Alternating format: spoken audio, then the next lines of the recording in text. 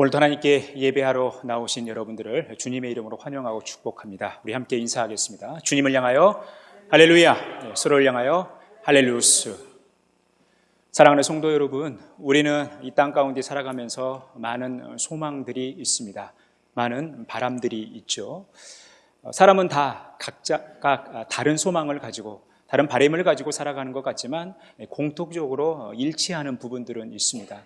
그것은 우리가 영생을 생각한다는 것, 우리가 구원받는다는 것, 그리고 이 땅 가운데 살아가면서 우리가 지혜로운 삶을 살아간다는 것입니다.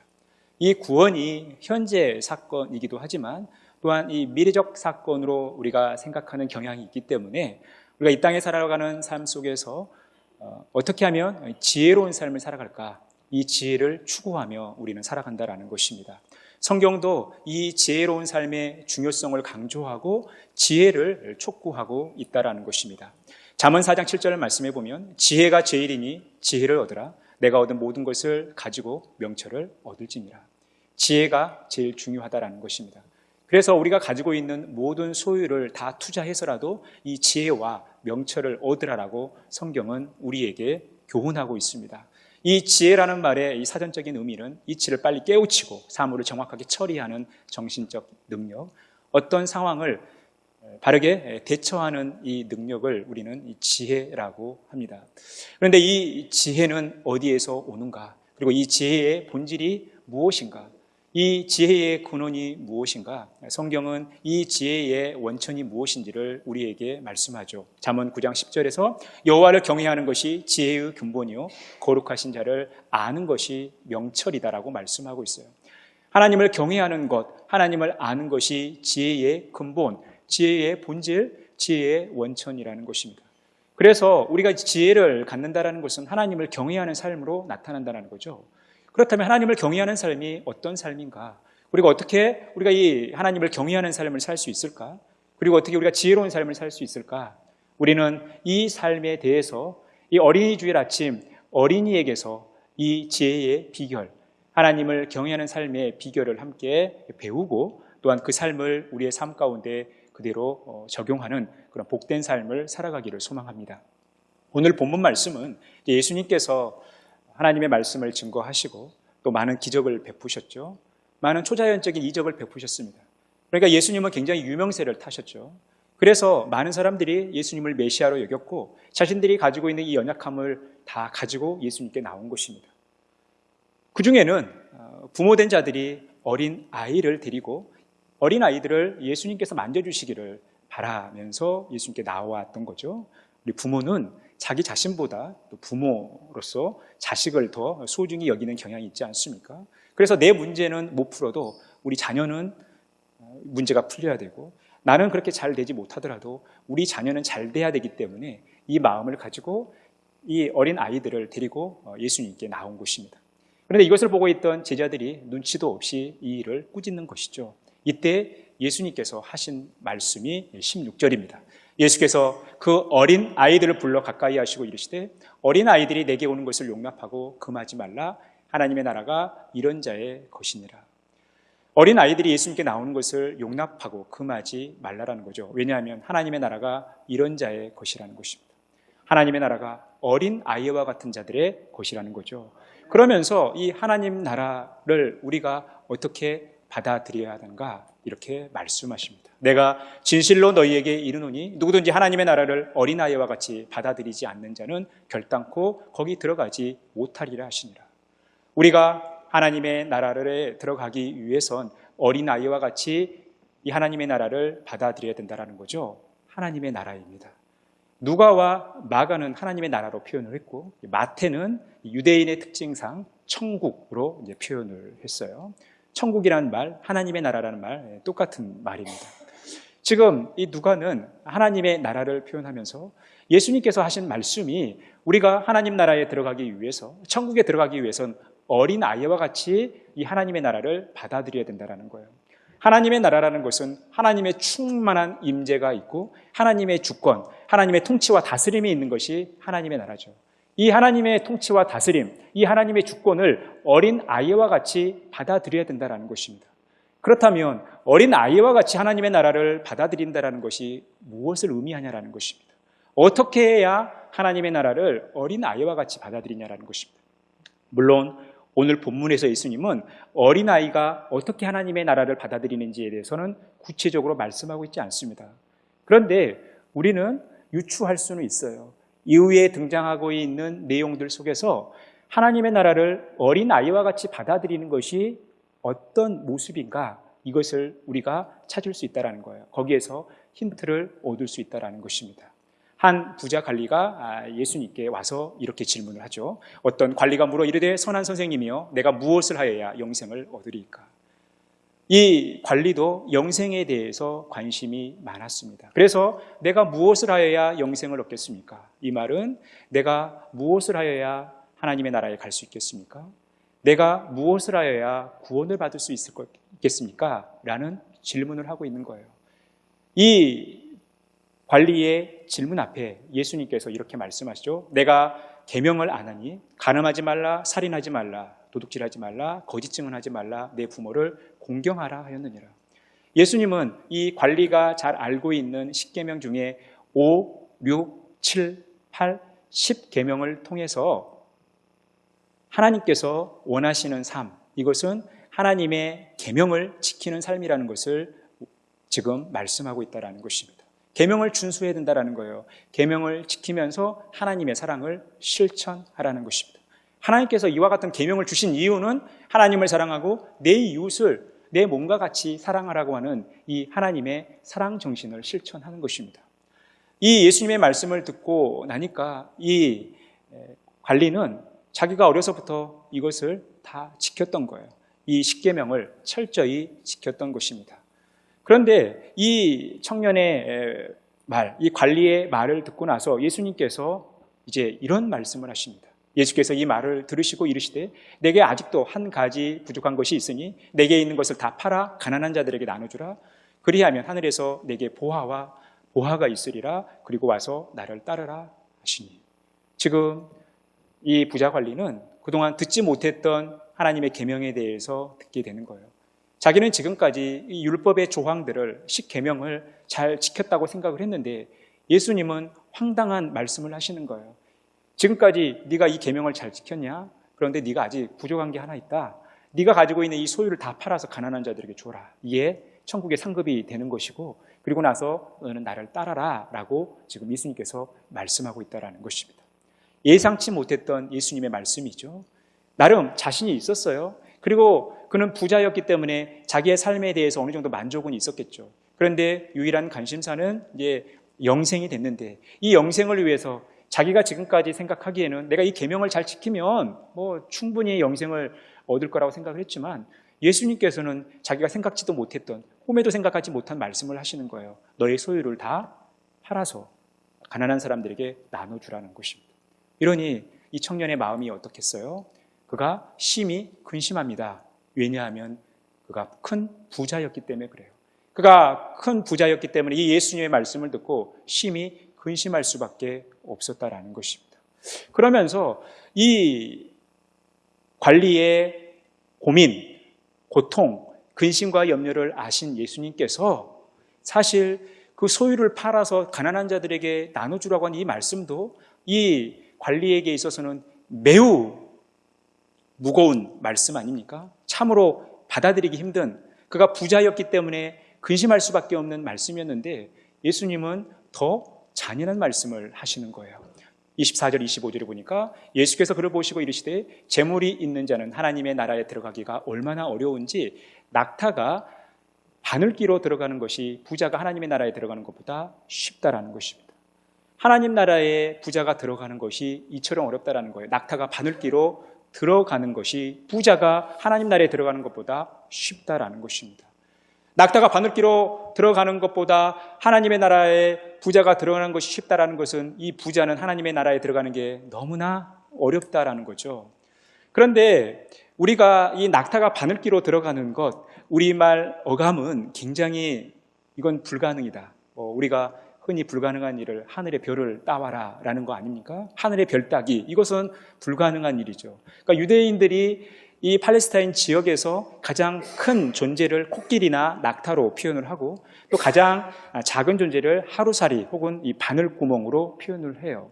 그러니까 가장 큰 존재가 가장 작은 구멍을 통과해야 되니 이것은 불가능하죠. 그런데 이 낙타가 바늘길을 통과하는 이 비유를 많은 사람들이 사실 다양한 해석을 합니다. 어떤 분들은 이 아람어로 낙타가 카멜로스이기 때문에 이 카멜로스와 카밀루스는 뜻이 이렇게 소리가 약간의 차이가 있을 뿐 비슷하니까 이 낙타는 표기 과정 속에서 잘못된 거다. 사실은 낙타가 아니라 밧줄이다라는 거예요. 그리고 혹자는 이것은 낙타가 아니라 막대기다 라는 이런 표현을 했어요. 그리고 이 바늘기는 우리가 이렇게 바느질할 때 쓰는 이 작은 바늘 구멍이 아니라 사람만이 겨우 통과할 수 있는 작은 구멍이다라는 표현을 해요. 그런데 어떤 이야기가 다 맞을 수는 없어요. 그런데 우리가 오늘 이 이후에 등장하고 있는 이 말씀 속에서 이 의미를 어느 정도 추론할 수 있는 것은 뭐냐면 이 예루살렘 성에 가보면 이 성의 대문이 있겠죠. 이 성을 통과하는 대문이 있지만 이 대문은 정해진 시간 속에 통과해야 돼요. 시간이 되면 이제 문은 닫히게 돼 있죠. 그런데 시간 맞춰서 예루살렘 성에 들어가지 못한 사람들은 그들을 위해서 작은 구멍, 그러니까 사람이 겨우 머리 숙이면서 들어갈 이 구멍을 만들어 놓은 거죠. 작은 문을 만들어 놨다는 거예요. 그것을 이제 바늘기로 이렇게 이야기했다라는 것입니다. 그래서 이 사람이 들어갈 만한 이 작은 구멍에 낙타가 들어가려고 하는 거죠. 물론 이 낙타를 이끌고 왔던 사람들은 낙타에 있는 짐을 끄집어 내리고 이 낙타가 조금 숙여서 이 구멍을 통과할 수 있을 거라는 이 가능성을 가지고 이 구멍에 들어가겠죠. 그런데 이거 역시 굉장히 어려운 일이라는 것입니다. 그러니까 이 낙타가 바늘 구멍으로 통과하는 것도 매우 어려운 일인데 부자가 하나님 나라에 가는 것은 더 어렵다라는 거예요. 그러니까 불가능하다라는 것이죠. 예수님께서는 지금 이 부자 관리에게 또 제자들에게 이렇게 잔혹한 말씀을 하고 있습니다. 그런데 그러면 우리가 하나님 나라에 가는 게 불가능하냐? 할 수 없느냐? 그렇지 않다라는 거죠. 이르시되 무릇 사람이 할 수 없는 것을 하나님은 하실 수 있느니라. 여러분, 우리가 할 수 없다고 해서 못하는 게 아니죠. 우리가 할 수 없지만 하나님이 하시면 되는 거예요. 우리가 할 수 없지만 하나님이 하시면 우리도 그 하나님의 힘을 이용해서 할 수 있다는 것입니다. 그래서 내가 하는 것이 중요한 게 아니라 하나님이 하시는 게 중요하다는 거죠. 그런데 낙타가 바늘기로 들어간다. 이것은 불가능한 일이지만 아주 불가능해 보이지 않는 작은 가능성이 보이는 불가능한 일이라는 거예요. 우리가 낙타를 거닐고 있는 입장에서 이 낙타가 이 구멍을 통해서 성에 들어가야 되는데 여러분, 우리가 인간이라면 그러한 노력들을 하지 않겠어요? 정말 불가능해 보일 것 같은 일이지만 정말 불가능한 일이지만 단 1%의 가능성이라도 보여지면 그렇게 하려고 하는 모습이 우리의 모습 아닙니까? 지금 이 예수님의 모습은 전혀 불가능하지만 우리가 어느 정도 기대하고 가능성이 있다고 여겨지는 불가능한 일을 이 비유로 말씀하고 있다는 거예요. 부자가 하나님의 나라에 아주 들어갈 수 없다라는 것이 아니라 이 부자도 어떻게 자신의 힘이 아니라 하나님의 힘으로 들어갈 수 있다라는 거예요. 지금 예수님은 그 말씀을 하시면서 이 부자 관리에게 그렇게 잔혹한 말씀을 하셨는데 이 예수님께서 잔혹한 말씀뿐만 아니라 하나의 소망을 주시는 것이 있어요. 오늘 본문에는 나오진 않지만 마태복음에 보면 마태복음이 오늘 이 본문과 같은 말씀을 하시기 전에 18장에서 제자들이 천국에서 하나님의 나라에서 누가 제일 큽니까? 라고 서로 경쟁이 붙었을 때 예수님께서 이렇게 말씀하시는 거예요. 그러므로 누구든지 이 어린아이와 같이 자기를 낮추는 사람이 천국에서 큰 자니라. 그러니까 이 예수님께서 말씀하시고 있는 어린아이의 태도, 어린아이와 같이 하나님의 나라를 받아들이는, 하나님의 주권과 통치와 다스림을 받아들이는 자는 자기를 낮추는 자라는 거예요. 자기를 낮추는 자가 천국에서 가장 큰 자라는 것입니다.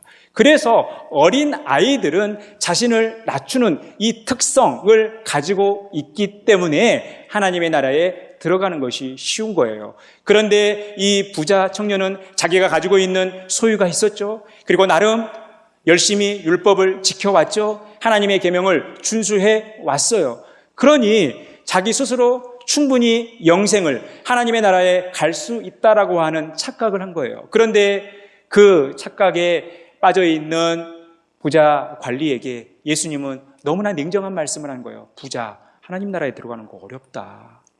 네 힘으로 할 수 없는 거야 라고 말씀하고 있다라는 거예요. 그래서 어린 아이와 같이 자기를 낮춰야 된다라는 것입니다. 자기의 마음을 믿는 자는 미련한 자요, 지혜롭게 행하는 자는 구원을 얻을 자니라.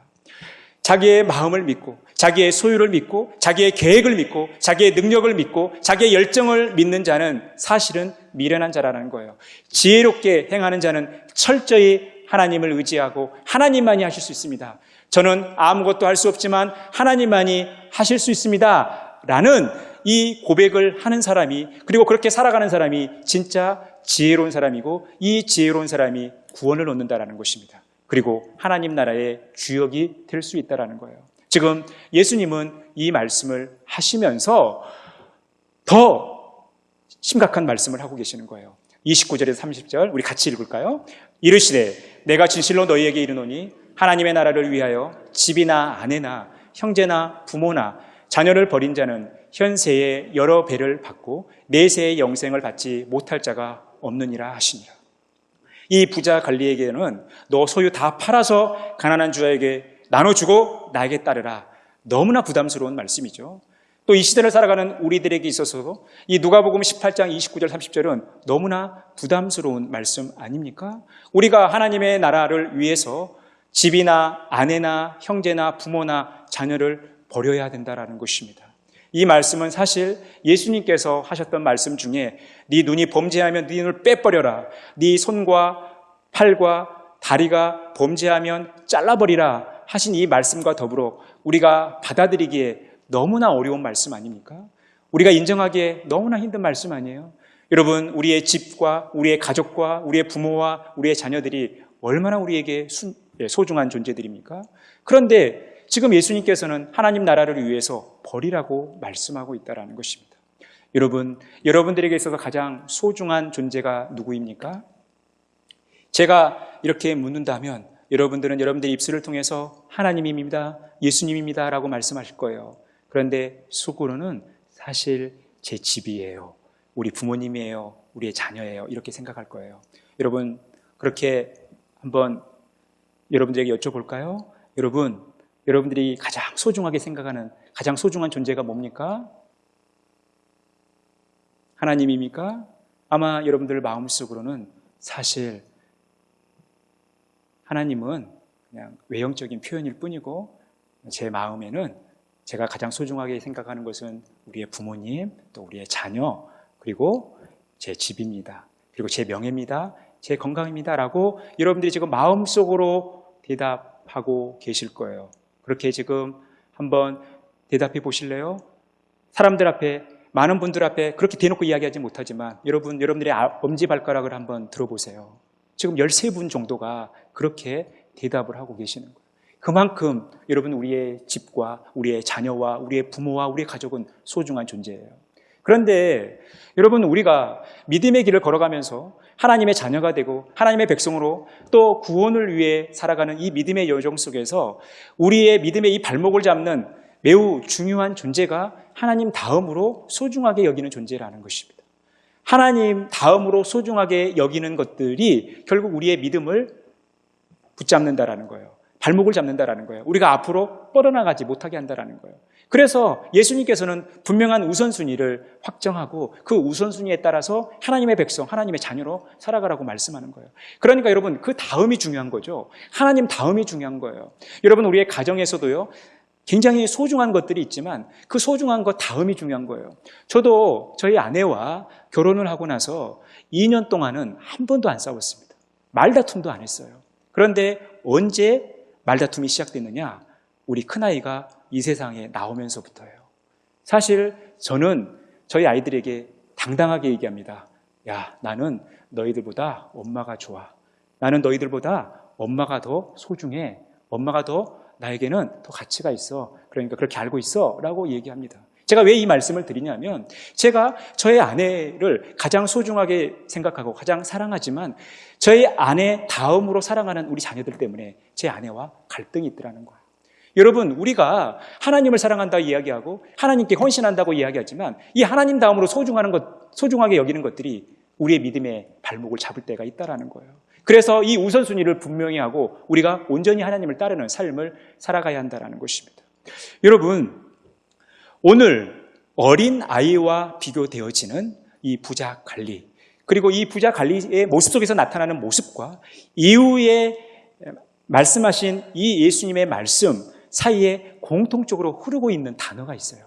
이게 어린아이의 태도와 비교되어지는, 대조되어지는 이 부자 관리의 모습이라는 것입니다. 그게 무엇이냐라는 것입니다. 바로 미련이라는 거예요. 이 미련이라는 말은 두 가지 뜻을 가지고 있어요. 품었던 감정이나 생각을 딱 끊지 못하는 거예요. 과거의 것에, 내가 소유하는 것에, 내가 생각하고 내 마음에 두는 것을 딱 끊지 못하는 것이 미련이에요. 그런데 이 미련은 또 다른 뜻을 가지고 있는데 어리석고 둔하다는 것이죠. 내가 품고 내가 가지고 있었던 생각들을 완전히 끊지 못해서 어리석고 둔한 삶을 사는 거죠. 오늘 이 부자 관리는 미련한 삶을 살고 있는 거예요. 그가 가지고 있는 부유함, 이 부유함에 대한 미련 때문에 하나님의 나라 영생을 포기하는 어리석음을 범하고 있다는 거예요. 그가 가지고 있는 미련 때문에 미련한 삶을 살고 있다는 거예요. 그는 어린 아이와 대조되어지는 미련이가 되고 있다는 것입니다. 그래서 여러분, 우리는 미련한 삶을 살아서는 안 된다는 것입니다. 그러면 어린 아이가 이런 미련한 삶과 비교되어지는 태도를 가지고 있다는 것은 이 어린 아이는 어떤 것에 미련을 두지 않고 단순하다는 거예요. 그리고 철저히 의존하는 삶을 살아간다는 거예요. 어린아이가 가지고 있는 가장 큰 특징이 바로 이 단순성과 의존성이라는 것입니다. 그래서 하나님의 나라, 하나님의 통치, 하나님의 주권을 우리가 어린아이와 같이 단순하게 받아들이라는 거예요. 하나님께서 나에게 어떤 말씀을 하시든지 그 말씀을 그대로 믿고 순종하는 삶을 살아가는 것이 하나님의 나라를 받아들이는 어린아이와 같은 태도라는 것입니다. 지금 예수님은 그것을 말씀하고 있는 거예요. 우리가 하나님의 나라를 소유하고 하나님의 나라의 주역이 되기 위해선 어린아이와 같이 단순해지라는 것입니다. 어린아이와 같이 철저히 의존하라는 것입니다. 여러분, 그래서 오늘 이 누가복음 18장 초반부에 예수님께서 이 연속상에서 말씀하고 있는 것이 바로 불의한 재판관과 과부의 비유예요. 그리고 바리새인과 세리의 비유라는 것입니다. 이미 17장에서는 예수님께서 말씀하신 하나님 나라의 정의를 어떻게 내리고 계시냐면 하나님의 나라는 너희 안에 있다라는 거예요. 그러니까 하나님의 나라, 하나님의 통치와 다스림은 우리 안에 있다라는 거예요. 우리의 마음이 하나님의 나라를 어떻게 받아들이고 그거에 대한 어떤 태도를 가지고 있느냐가 중요한 것인데 이 과부처럼 누군가의 도움이 필요한, 그래서 불의한 재판관에게까지도 찾아가야 할, 그렇게 철저히 의지하는 이 과부의 모습을 통해서 우리가 철저히 하나님을 의지하는 삶을 살아가야 된다는 것입니다. 그런데 우리 안에 가지고 있는 것들이 너무 많으면 바리새인과 같은 삶을 살아간다는 거예요. 하나님 앞에 기도하는 것이 아니라, 하나님 앞에 간구하는 것이 아니라, 하나님 앞에 자기의 모든 것을 자랑하고 있는 이 바리새인의 모습을 보면서 예수님께서 어떻게 평가하십니까? 자기를 낮추는 자를 하나님께서 높이시고 자기를 높이는 자를 하나님께서 낮추신다라고 말씀하고 있어요. 그리고 이 세리가 하나님으로부터 의로움을 받았다라고 말씀하고 있다라는 것입니다. 사랑하는 성도 여러분, 그래서 우리가 복잡하게 또 철저히 내 자신을 믿고 나아가면 안 된다라는 거예요. 우리는 철저히 이것들로부터 미련을 벗어버리고 하나님만을 바라보고 의지하는 삶을 살아가야 된다는 것입니다. 우리가 미련이가 되어서는 안 된다는 거예요. 미련한 삶 때문에 이 미련함을 가지고 살아가다 그 인생을 실패한 대표적인 인물이 창세기 19장에 나오는 롯의 아내입니다. 롯은 소돔과 고모라 땅에 살았어요. 그런데 이 소돔과 고모라가 너무나 하나님 앞에 범죄하니까 하나님께서 유황과 불로 이 소돔과 고모라 땅을 심판합니다. 그런데 롯의 가족들은 하나님께서 구출하시죠. 그 구출되는 그 과정 속에서 롯의 아내는 뒤를 돌아보게 됩니다. 그래서 소금기둥이 돼버려요. 왜 그가 뒤를 돌아봤을까요? 그렇게 멸망하고 있는 소돔과 고모라를 바라보면서 그동안 그들이 일구어 놓은 터전, 자신들이 가지고 있는 이 소유에 대한 미련이 있었던 거죠. 그래서 그것을 돌아보니까 결국 그는 소금 기둥이 될 수밖에 없었던 거예요. 미련한 자의 삶을 산 것입니다. 미련 때문에 미련이가 된 것입니다. 그런데 반면에 오늘 본문에 등장하고 있는 이 부자관리와 동급으로 큰 부자였던 인물이 등장합니다. 바로 19장에서 삭개오가 등장해요. 이 삭개오도 세리장이고 그리고 큰 부자였습니다. 그런데 이 삭개오는 지금 이 부자관리와 전혀 다른 반응을 보이고 있어요. 그는 예수님을 만났습니다. 예수님을 만나고 나서 그가 한 일은 무엇입니까? 주님, 제 소유의 절반을 가난한 자들에게 나눠주겠습니다. 그리고 제가 남을 속여 빼앗은 것이 있으면 2갑절도 아니고 4갑절로 갚겠습니다. 라고 지금 주님 앞에 고백을 하고 있는 거예요. 그러면서 그 구원이 이 삭개오에게 임한 것이죠. 여러분, 삭개오는 자신이 가지고 있는 소유에 미련을 두지 않았다라는 것입니다. 내가 예수님을 만났기 때문에, 내가 구원을 받았기 때문에, 아브라함의 자손이 되었기 때문에, 내가 이제 하나님 나라에 갈 수 있으니까 내가 그동안 죄인 취급받으면서 도둑놈 취급받으면서 모았던 이 소유가 더 이상 중요한 게 아니라 가난한 자들에게 나눠주고 혹 내가 불의한 일이 있었다면 이것을 갚는 도구로 사용하겠다라는 거예요. 여러분, 이것이 오늘 부자관리와 대조되어지는 삭개오의 모습, 어린 아이와 같이 예수님 앞에 반응하는 삭개오의 모습이라는 것입니다. 사랑하는 성도 여러분, 주님께서는 우리와 우리의 자녀들에게 이와 같은 삶을 기대하시는 거예요. 우리가 우리 어린 아이에게서 배울 수 있는 것들이 있다는 거예요. 철저히 의존하고 또 단순해지는, 이것저것 따지지 않는, 복잡하게 생각하지 않는 이 어린 아이와 같은 모습을 우리가 배워야 된다는 거예요. 우리는 하나님 앞에서 어린 아이와 같은 존재가 되어야 한다는 것입니다. 그럴 때 우리가 하나님 나라의 주역이 될 수 있는 거예요. 예수님께서 사람들에게 나를 따르라 라고 말씀하실 때 사람들이 이렇게 얘기해요. 제가 예수님 따르긴 따르겠지만 먼저 우리 아버지 장사하게 해주십시오. 장사하고 나서 예수님 따르게 해주십시오. 또 어떤 사람은 가족들과 작별 인사하고 예수님 따르게 해주십시오 라고 나름 그런 핑계를 댑니다. 그때 예수님께서 이와 같은 말씀을 하시는 거예요. 누가복음 9장 62절 말씀이에요. 우리 같이 읽겠습니다. 예수께서 이르시되 손에 쟁기를 잡고 뒤를 돌아보는 자는 하나님의 나라에 합당하지 아니하니라 하시니라. 우리가 손에 쟁기를 잡고 뒤를 돌아보는 자는 하나님 나라에 합당하지 않다라는 것입니다. 우리가 손에 쟁기를 잡고 과거에 미련을 두는 자는 하나님 나라에 합당하지 않다라는 것입니다.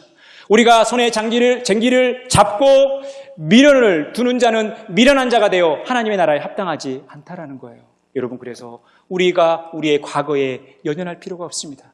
내가 가지고 있는 것에 우리가 미련을 둘 필요가 없다라는 거예요. 우리가 주님을 따른다라는 것은 내가 아무것도 없어도, 내가 할 수 있는 것이 아무것도 없어도 주님이 나와 함께 하시고 주님이 나의 전부가 되기 때문에 나는 그곳으로 만족하고 감사하며 주님을 따르겠습니다. 주님이 나의 전부입니다. 주 외에는 나의 복이 없습니다라고 고백하는 그 믿음을 주님은 우리에게 요구하고 계시다라는 거예요.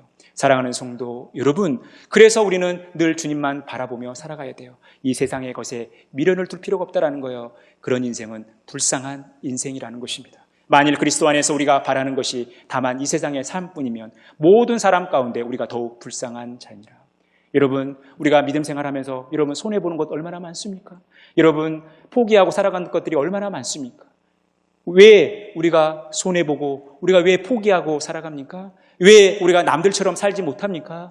우리는 하나님 나라의 백성이기 때문에, 우리는 하나님 나라에 갈 것이기 때문에, 우리에게는 영생이 기다리고 있기 때문에, 우리는 구원받은 백성이기 때문에 그렇게 살아가는 거 아닙니까?